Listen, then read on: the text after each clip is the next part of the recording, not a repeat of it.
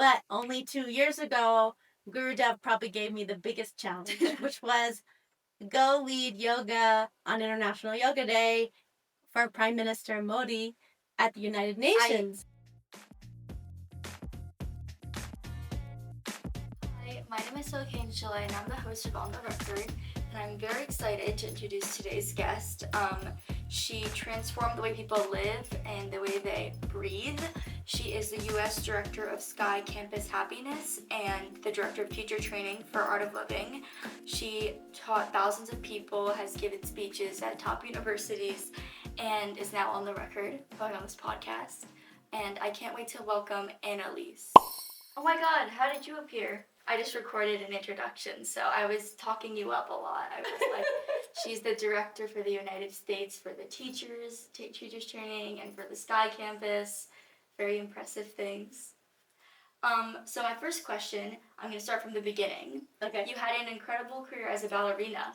Yes, I did. So how exactly did you go from like a professional dancer to someone who like teaches yoga and meditation and talks about breathing all around the world?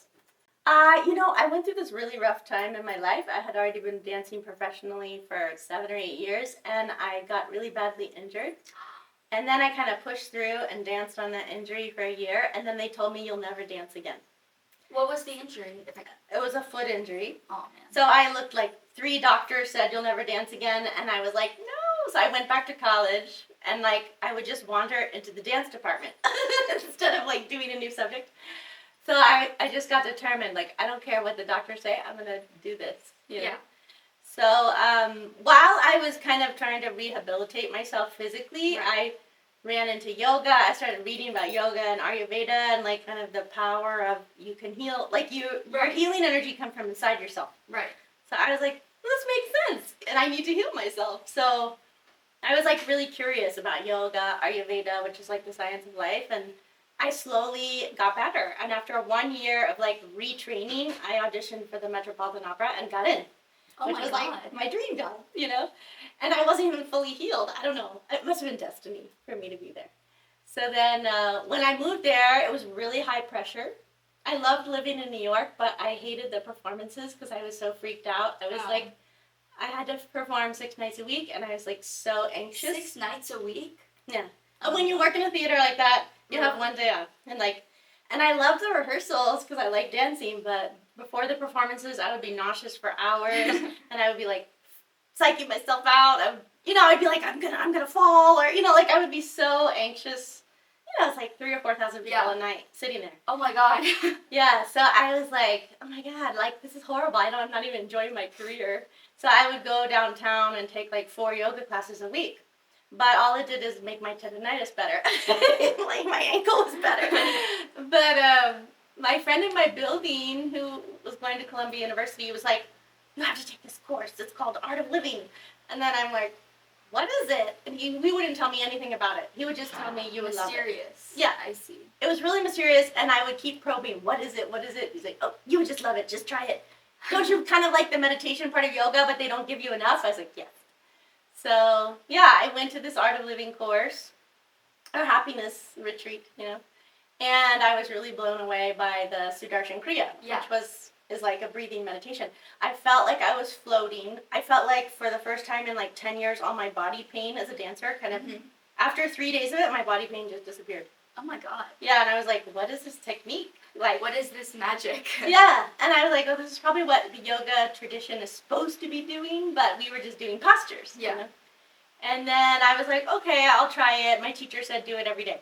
So I, skipped some days. But anyway, after about 2 weeks of doing it, I walked on stage one night and I was just I was just relaxed. I don't know. I walked on stage and I saw all the people and I was just oh, there's nothing. There's no no anxiety, no angst. And that was it. I was what? What can change that? So you kind of you started off as dancer, and then you went to meditation, and then that led you back to dancing, which then led you back to Right. art living. Exactly. That's kind of a roller coaster. It was a roller coaster because it was the thing that freaked me out the most, performing in front of 4,000 people and being afraid of the reviews the next day. Next morning they reviewed me, right? Was suddenly pleasant, and I could do it with confidence. So oh my god. then I was oh, I have to learn to teach this to other people. And I started teaching people. I went to the teacher training, and the first people when I came back were the people in the theater. They're like, "What did you go to?" I was like, "Oh, it was kind of yoga teacher training, but more breathing and meditation." They're like, "Can you teach us?" So I had like one for the dancers, and then in the Metropolitan Opera you have a choir. So the choir members got jealous. They're like, "We need one for the choir. Come to our floor." So I taught them, and then I just started teaching. Yeah, art of living in the public. That is such, oh my god. That's such a cool story. I feel like everyone I talk to in Art of Living has such an interesting story about how they got there. Even my parents, like, every time they tell me, I'm like, wow. Yeah. Yes. It's cool, right? It is pretty cool. It's because it's life-changing. So, I know you said it's like a roller coaster, but was there a specific, like, aha moment, like, it clicked for you in your head? Like, did you ever have that, like, light shining down on you moment? Yeah, I did. So I did the Art of Living course part 1 or happiness course, which is like a weekend experience, but it's just a few hours a day. And I felt amazing at the end. I was like, this technique is the best I've ever learned because I had tried many kinds of meditation, you know. But when I went to a silence course with Guru Dev, Sri Sri Ravi Shankar, I was like, who is this person? Like, this is the real deal. Like, I was like, I don't know, I was mesmerized by him, his energy, the way he teaches, and he seemed to teach only from experience, but these like crazy meditative experiences. So in that course, I was just like, I never felt like that before. I'd never been so in touch with, I felt like I'd never been so in touch with who I really was, except for when I was a tiny little kid. So that was kind of like light shining. I'm like, oh. By the end, I was like, what is this? I gotta teach this, and I gotta keep studying with Guru Dev. So do you think that, I don't know if how you'd know this, but do you think that someone has ever, like, you've been Gurudev in that situation and you've been Gurudev and someone was you? Do you think that ever happened? I don't know how you'd know unless they told you, but I can imagine someone, like, attending one of your courses and then being like, this is it. Yeah. I have had that happen. I mean, I travel and teach in universities all the time. Yeah, I've had people come up literally and pass me a note. And the note says, I believe I've hit nirvana. I think I want to leave now. I don't want to come down. And I'm like, funny. No, I was like, don't leave. The third and fourth day of the course is even better. But they'll say, I believe I've hit nirvana. Like, that's what I came for. They'll say stuff like that. I mean, many people, you know, our course is 3 or 4 days, and many people, like college students, come up to me at the end, and they're just like, thank you for giving me my life back. Oh my god. How does that feel? What's that feeling? Yeah, you're just like, oh my god. You're like, oh, this was worth, like, taking the 6 a.m. flight and, like, you know, doing all the craziness, helping the team organize it. Yeah, people will say, like, I got my voice back, or I found my confidence. I was so low on confidence, and I got my confidence back, or some of the experiences during the pandemic were crazy. People would tell me, I had one woman who was a staff in the university come into the course, and the whole course she was like, oh, like as if it was all resonating. And on the last day, we said, how was the, happiness retreat for you? Yeah. And she was like, well, I came in and I was contemplating suicide this week, how I would do it. Oh, wow. We were like, what? Because the whole time she was kind of like, so you couldn't tell at all. She's like, yeah, I was contemplating suicide, and I saw in a newsletter, happiness retreat. I was like, this is it. I need to try this. At least I'll give it one last thing, resort or whatever. And so she came, and then she was like, I can't even imagine having those thoughts right now. I can't imagine, like, why I was thinking that. I can't even entertain having that thought anymore. Well, you talked so much about art of living so far, and you remember your friend who was like, you'll just love it. Well, I feel like whenever I try to talk to people who aren't familiar with art of living, it's a little bit difficult to, like, put it into words. And so as, like, a senior leader in art of living, as someone who's really been through it all, how would you go about, like, so this is what it is? Because it's difficult. Like, every time I describe it, I'm like, no, this sounds like a summer camp. Like a summer camp, yeah. Well, I mean, I think most people nowadays are looking for some kind of meditative experience, or they're like, I cannot meditate, but I want to feel better in my head. But I feel like the issue is, like, there's like those YouTube meditations, but those like they aren't the same. Yeah. And it's like, how do you put that into words, like a differentiation of like what art of living really is versus, I don't know, something on YouTube. You'll find 10-minute, 5-minute, like, you know what I mean. Yeah. Well, I think that there's not really a standard for meditation and breathing techniques yet. Like everybody who just like took a 1 hour seminar will be like, I'm a master breathwork teacher, but they're not. Like, and so And you are. For the record, I'm sitting next to a master breathwork teacher.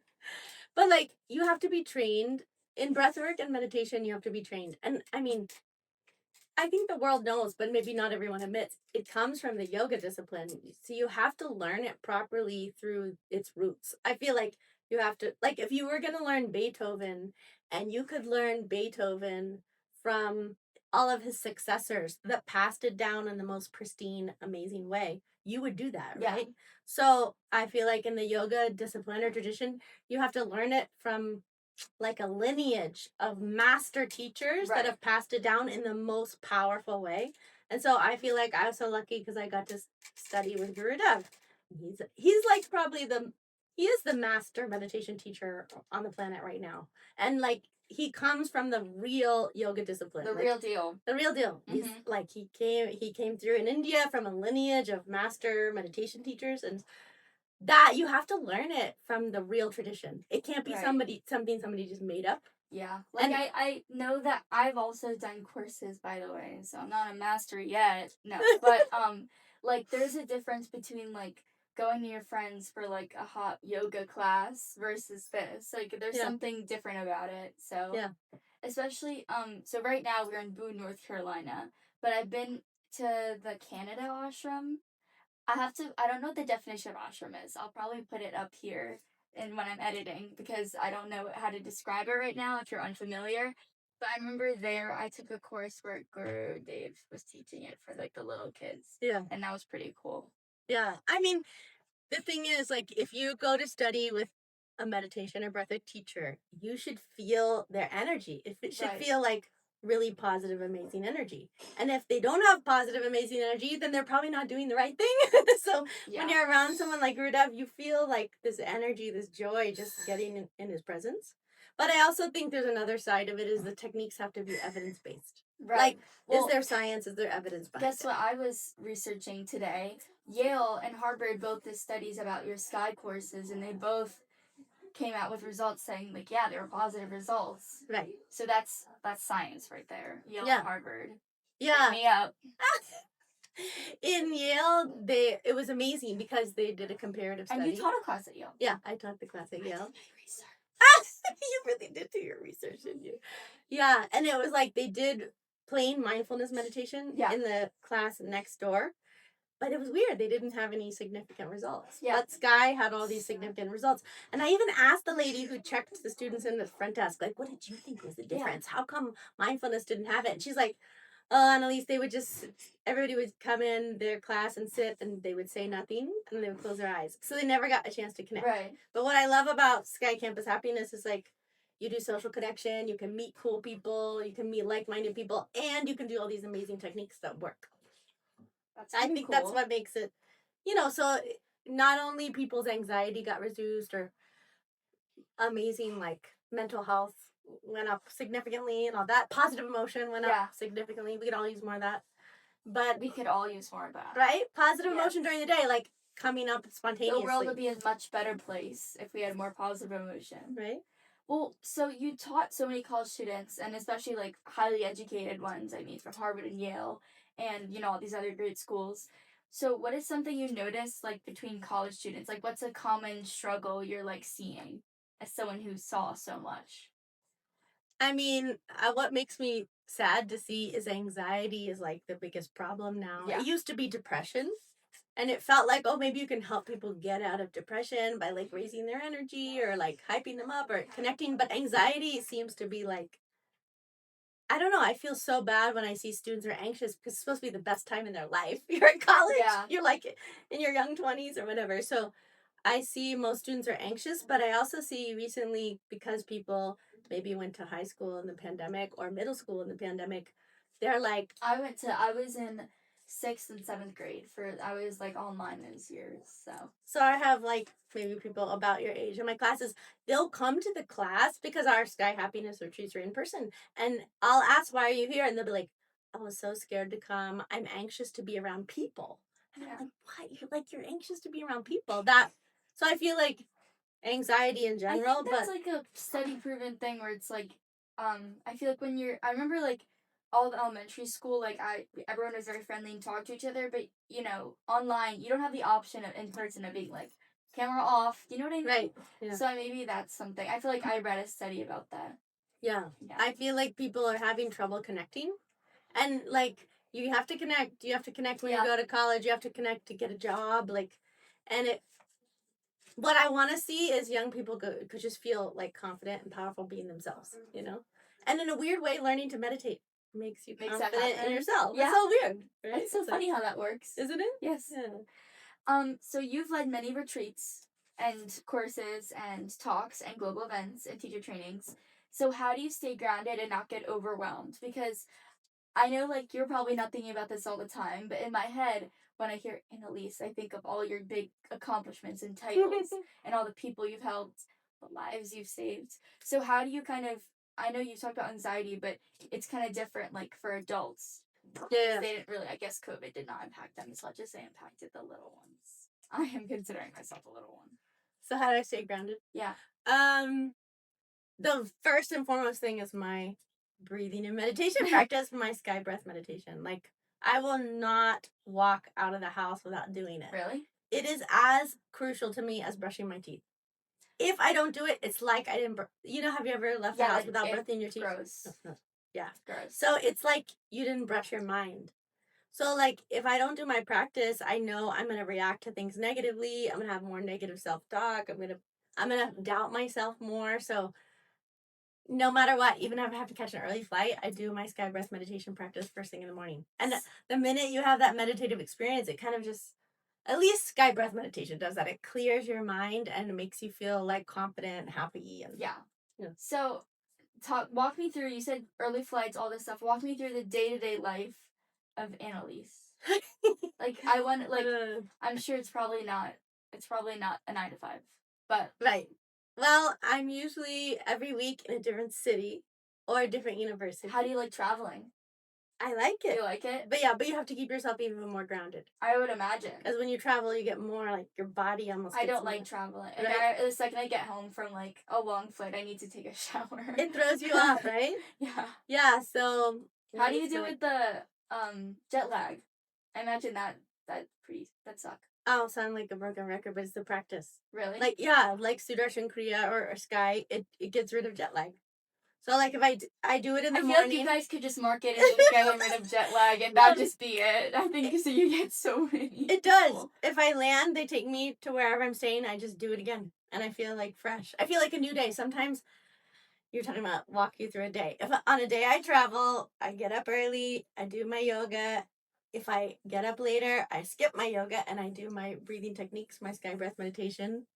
I have my breakfast and chai. I love having chai. Do you like chai? Yes. My parents had really good chai. Oh, I gotta come back. Yeah. Actually, I make good chai now. You do? Yeah. Okay, I'm coming to your house. I'm okay with that. Is it ginger and cardamom? Yeah. How does she know that? Wait, you meditate long enough, you can. Here's my hack. Absorb. Ready?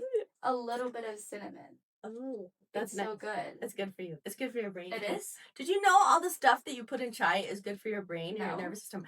Cardamom is really good for your mental clarity. Oh. Yeah. So it also is supposed to like negate the negative side effects of caffeine. Oh, well, that's always a good thing. Fresh ginger is good for your circulation, your nervous system, and it's also very good for immunity. So all these like little spices are good. This is Ayurveda. Don't tell my mom that. I think she'd just have it for every meal. I kid you not. My mom loves chai. Yes.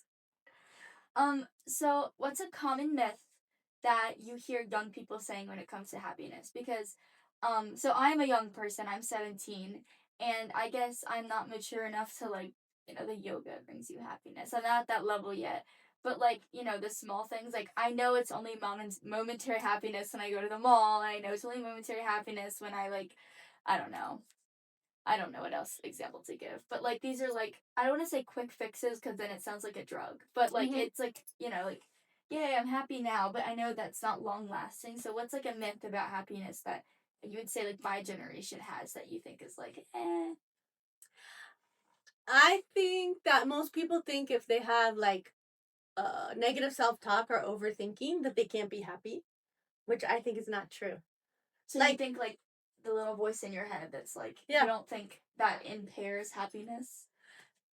Well, I think that whatever you think in the mind, I'm going to get rid of it. The more you say I'm going to get rid of it, it does not go away. There's this law that governs your mind: what you resist persists. So if you resist the negativity or the insecurity, it just gets worse.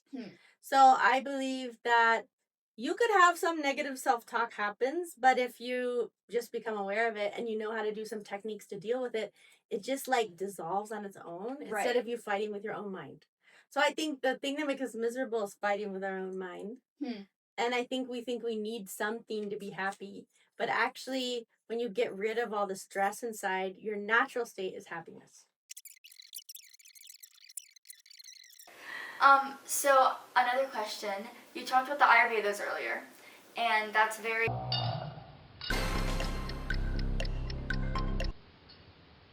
Eastern medicine. Yeah. That's not like the Western medicine Yeah. that I grew up with here in New Jersey. Right. And I feel like Art of Living does a good job of combining those practices with like recent, like they use studies, like very like recent studies, but then they also have this like information that's like hundreds and however many thousands of years old. And like, how would you say? Because I think, speaking for myself, I'm pretty skeptical. I'm pretty skeptical of like these things because like I guess it's not something I grew up around. Right. But my parents are more into that. So like, what would you say? Because I think you do a lot of like that. I do. Connecting. Well, I grew up, my father is a doctor, and he was the director of the family practice unit in the Air Force. Oh, wow. And my mom's a nurse. Big deal. So very my much. mom's a nurse. Really? Twins. Oh, twins. Okay. We're the same, basically. Can you even tell a difference? It's true. Oh, that's a compliment to me. No, I grew up in Western medicine. But what I realized is, so Western medicine is really good at like fixing like the piece, like your arm or your wrist or surgery. Like it's really good at that. But you would not believe that in medical school in the US, a doctor spends like years and years in med school. Right. They spend a few hours on nutrition. Really? Well, how do you think you're getting your health? I mean, the main foundation of your health is what you eat. So I feel like there's some like missing piece where Ayurveda or holistic medicine can help add to Western medicine. They're like a perfect complement. I don't think one is better than the other, or one should be. Interesting thing is like, probably more than a decade ago, maybe even 20 years ago, they would say turmeric is nothing, it's food coloring. And other countries think it's better, but it's just food coloring. And now it's like everywhere. turmeric is the superfood. And everybody knows it's an antioxidant, it's like antiviral. I remember when I was younger, this is like a core memory, I'd get cuts, and my mom would insist on putting turmeric in these cuts, and it burned so badly. Yeah. But it always like It's heals in the antiseptic. next days. It's antiseptic. Yeah. It's like, so I think Western medicine is catching up to the fact that there's like ancient knowledge in Ayurveda and Eastern medicine that we can take a lot out of. We can really like learn a lot from it. A lot of the herbs that are recommended, actually the medicines we take over the counter that are suddenly called Tylenol and Bayer, like they come from the same herbs and they've extracted it out of it. Mm-hmm. So I think there's something to be learned from Ayurveda. At least I feel like I travel a lot. I keep myself balanced with Ayurveda. Good crossover. Yeah. That's exactly. good. My mom actually was an Ayurvedic doctor in India. She was? Mm-hmm. I think it's amazing. Like some of their techniques, like I have old dance injuries, some of their techniques like really help like old injuries and But I want to tell you one more thing about the nervousness thing. So, I used to like get nervous speaking in front of 3 people. Yeah. Right? Then I made my challenge to speak in front of hundreds of people. But only 2 years ago, Guru Dev probably gave me the biggest challenge, which was go lead yoga on International Yoga Day for Prime Minister Modi at the United Nations. So I actually did know about this Ah. because I stalked you on the internet. Yeah, I found out like 2 weeks before. I was like, what? And they were like, yeah, and you need to rehearse it with these kids, like 8-year-olds. And it has to look, they were like, it has to look perfect. I was like, wait, what? So like, I run to New York, I start rehearsing with them. And then I'm like, okay, this is pretty good. I think we got this down. But the worst thing was like the ambassador, the ambassador's office, they're nervous because Prime Minister Modi's coming, everything to be perfect. So we were like That's a feeling big pretty deal. confident. Yeah.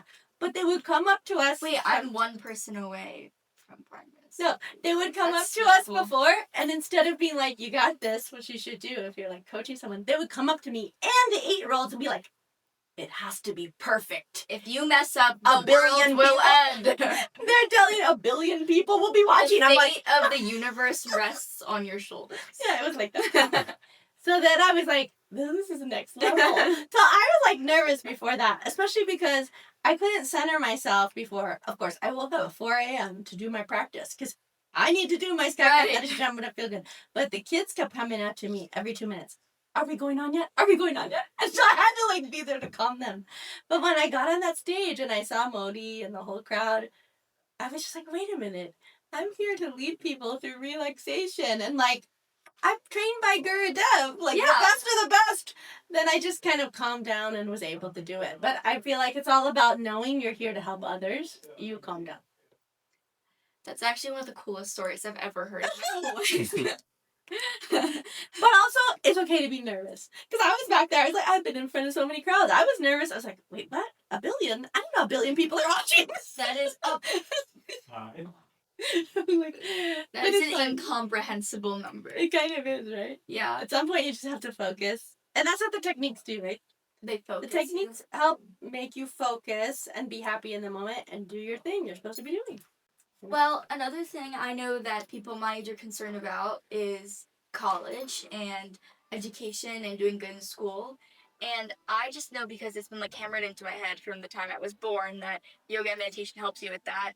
But do you have anything to say about like its effects on students when it comes to like their, I don't know, how well they do in school or stuff like that? I usually go to university and I teach Friday night 3 hours, Saturday and Sunday 4 hours, and they do the Sky Happiness Retreat.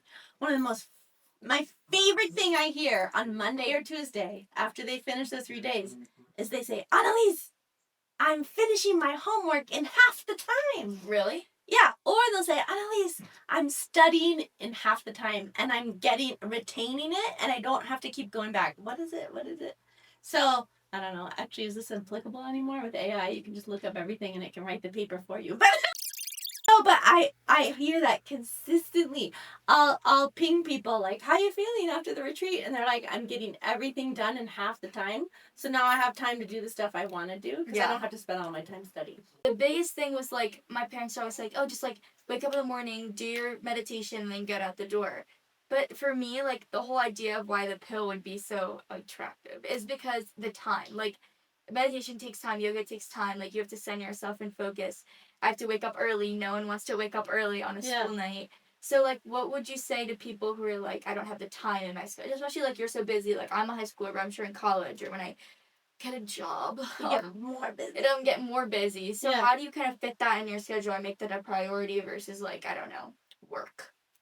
You just have to be smart with your time. Like, think about how much time you do this scrolling. And your mind actually gets lost in that. And actually, you can't get out, right? The worst thing with scrolling is you can't get out of it. You kind of have this little thought, I should stop. It's been an hour, but you can't. But the cool thing is, actually, that was one of the coolest things I heard from the students in the Yale study, was they said that, I was like, how is it happening from the Sky Breath Meditation? How's it going for you guys? They're like, oh, I'm able to put down my phone whenever I want. I was like, what?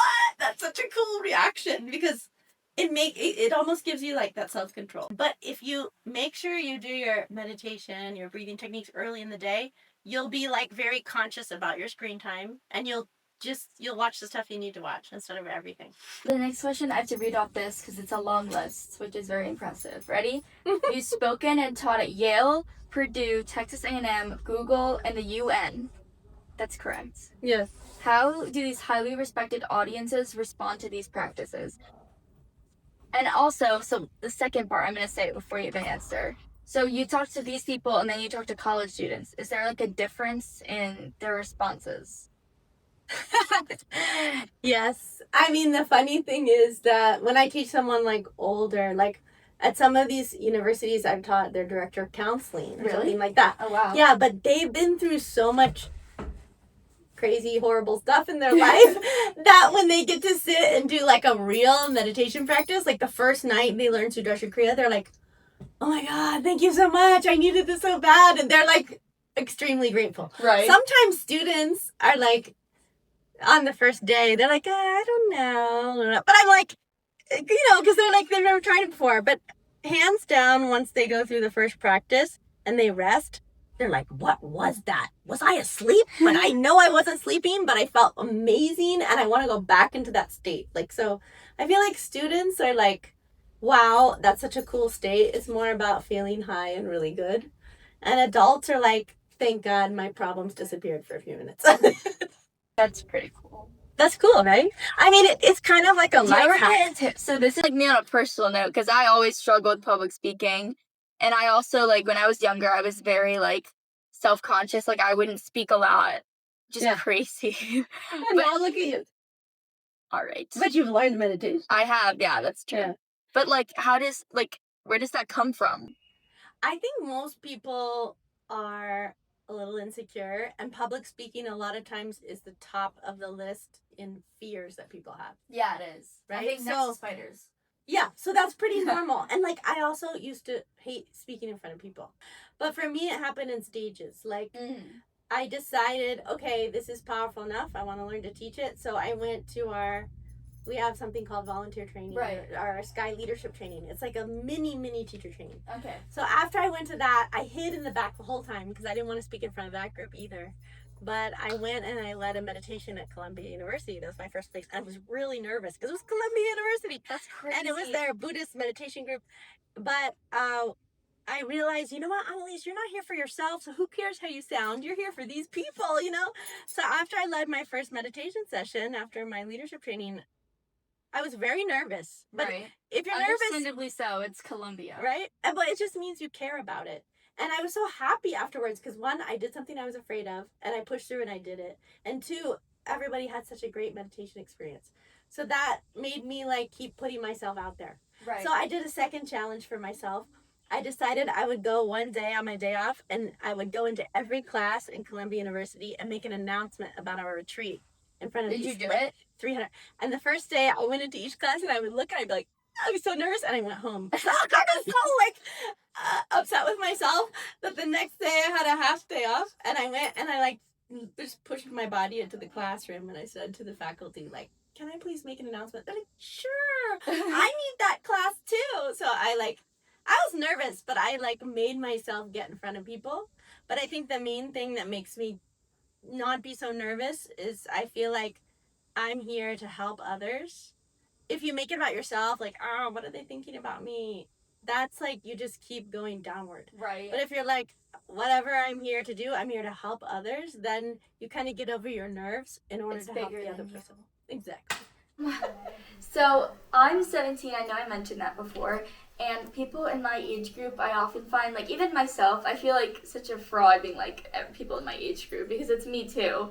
I feel like sometimes meditation, like, it's like the last thing you want to do. Like you're excited to go start your day or you're excited to go do something and you're like, oh, I have to like power down, and like it's just boring sometimes. And I mean, sometimes before a big test, before the ACTs, like it has helped me so much, but sometimes like you're just like, I don't want to. How do you kind of...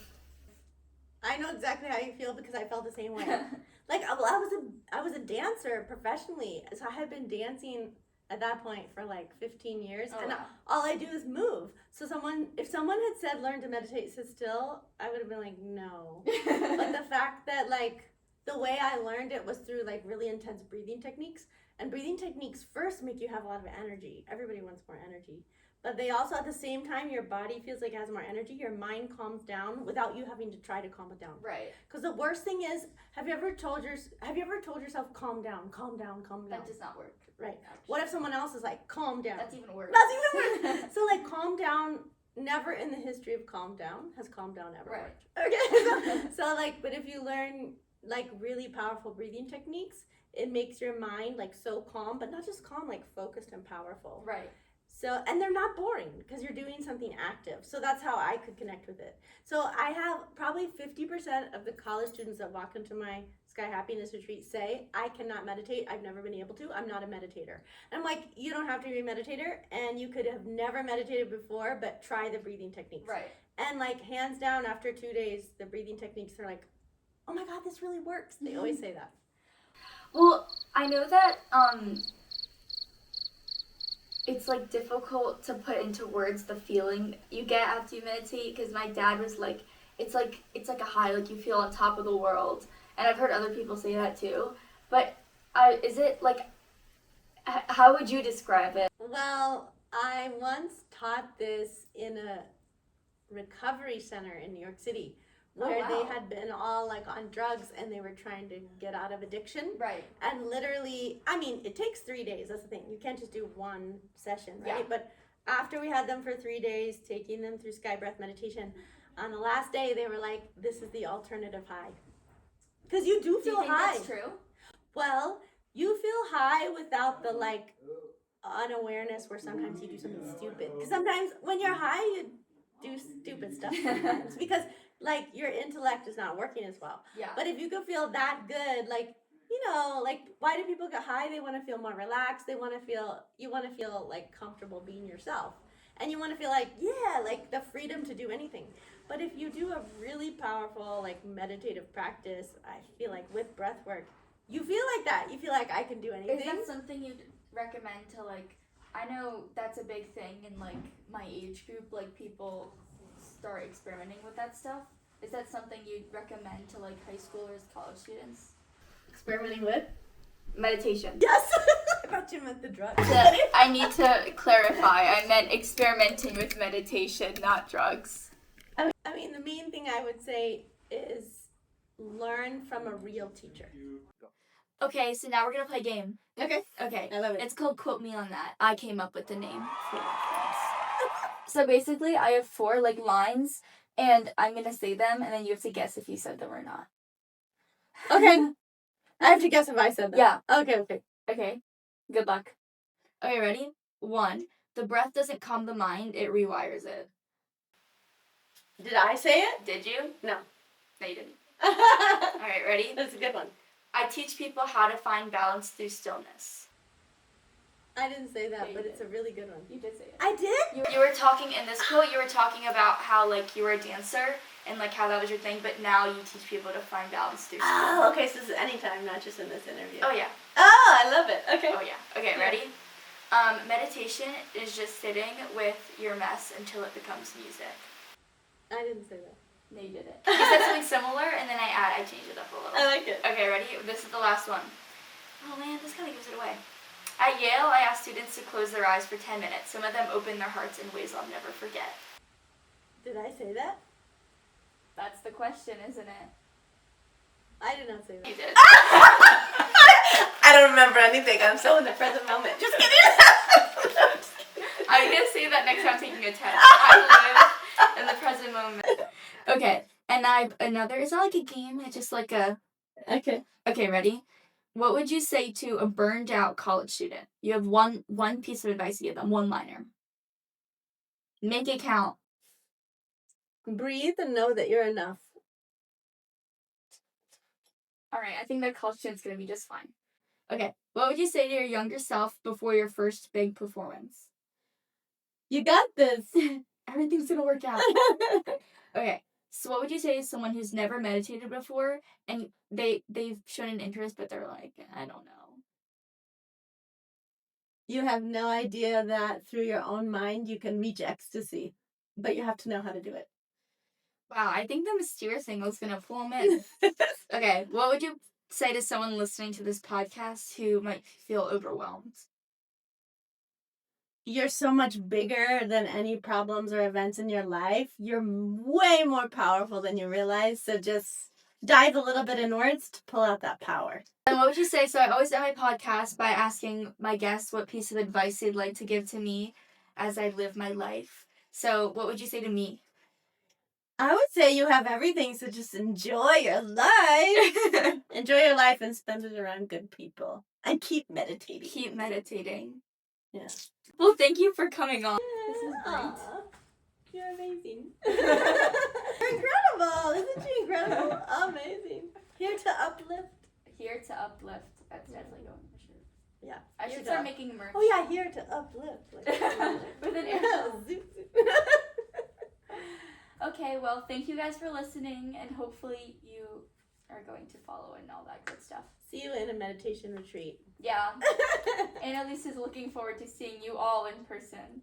In a happiness retreat. Yes. Oh. That's great. I'm You're so excited. adorable. So professional. I hope my microphone was okay. I don't know. I don't think. There's another 20 minutes. Exactly. Here we go. We got a good camera man. And it's free. Good. Yeah, you're not getting paid. I like your questions. You're amazing. Oh, cool. I love that you do this show. It's not on the record. Okay.